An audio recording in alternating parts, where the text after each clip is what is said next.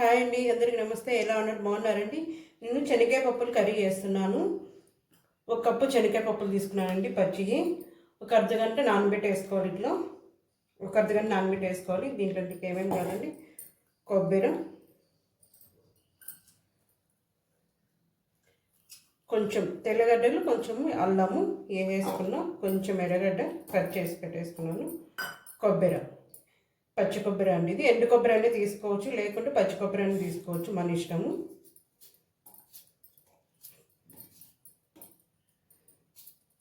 ఇది పేస్ట్ కొట్టి పెట్టేసుకోవాలి మనము. ఒక ఎర్రగడ్డ, 2 టమాటాలు తీసుకున్నాను, ఈ మిక్సీలో కొట్టి పెట్టుకోవాలి.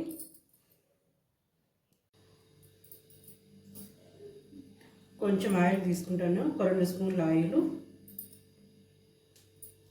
ఇది వేడైనాక కొంచెం ఆవాలు,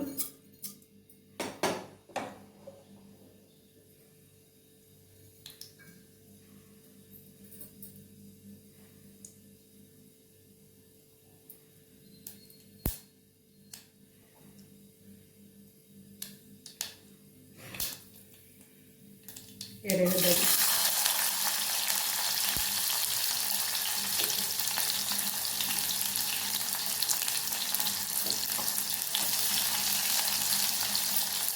ఇది బాగా ఫ్రై కావాలి. ఎర్రగడ్డలు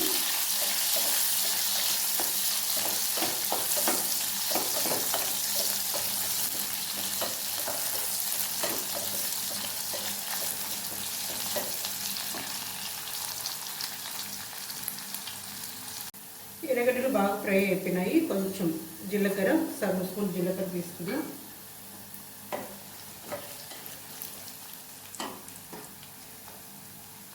టమాటాలు,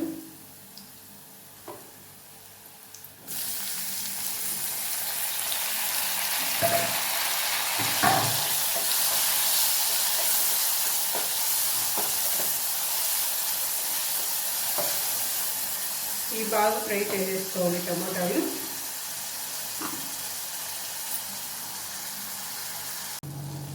చూడండి, టమాటాలు బాగా ఫ్రై అయిపోయినాయి. ఇంతకుముందు మీకు చూపించాను కదా, ఇది మిక్సీలో కొట్టుకోవాలని కొంచెం కచ్చా కొట్టేసుకున్నాను. మరి అంత మెత్త కొట్టేసుకోవద్దు. కొబ్బరి, అల్లము, తెల్లగడ్డ, ఎర్రగడ్డ కొంచెం పేస్ట్ కొట్టి పెట్టుకున్నాం. దీంట్లో వేసుకొని ఇది కూడా ఫ్రై చేసేసుకోవాలి.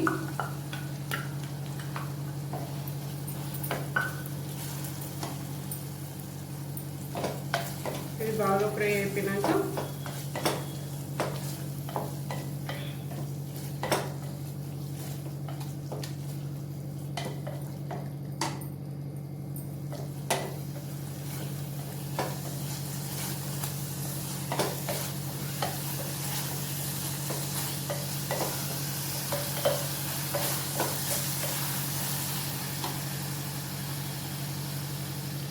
ఒక స్పూను ధనియాల పొడి, ఒక స్పూన్ మిరప్పొడి, కొంచెం పసుపు, ఇవి కూడా దీంట్లో వేసుకుంటున్నాం.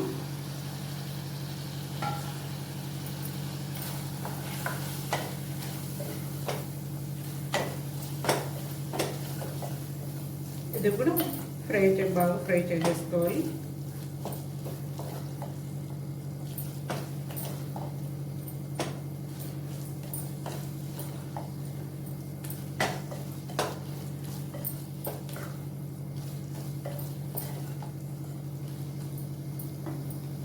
శనగకాయ పప్పులు చెప్పాను కదా, 1 గంట ముందే నానబెట్టేసుకోవాలని.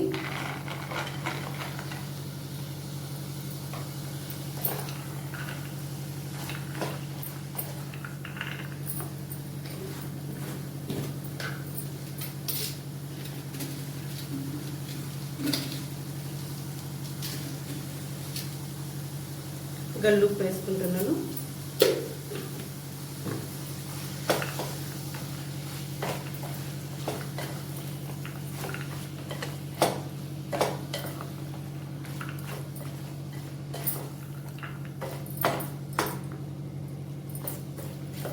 ఇది ఒక 2 నిమిషాలు బాగా ఫ్రై చేసేసుకోవాలి.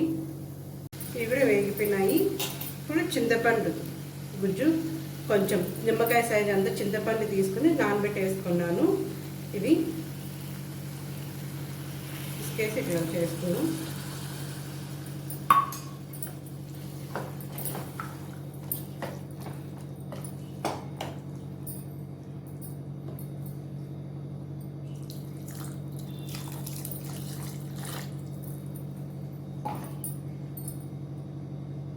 కొత్తిమీర వేసేసుకొని కొంచెం ఇంగు వేసేసుకుంటున్నాను.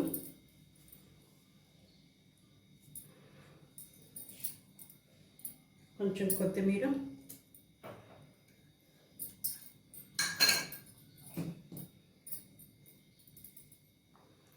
ఒక 5 విజిల్ వచ్చే వరకు ఉడికించేసుకోవాలండి. 5 విజిలు ఈ బాగా ఉడికిపోతాయి శనగకాయ పప్పులు.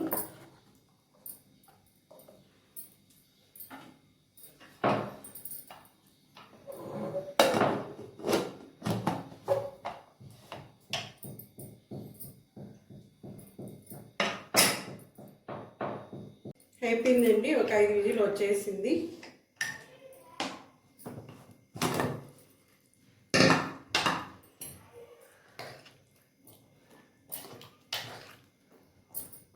ఇది చల్లారిపోతుంది. చల్లారినాక తీసేసుకోవాలి. ఇప్పుడు రైస్లోకి వేసేసుకుందాం, బాగుంటుందండి రైస్లోకి.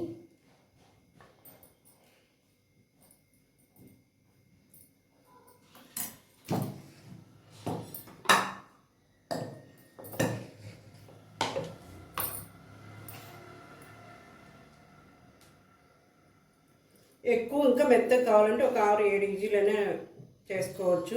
ఒక 5 విజిల్ కొంచెం కావాలంటే ఒక 5 విజిల్ అండి.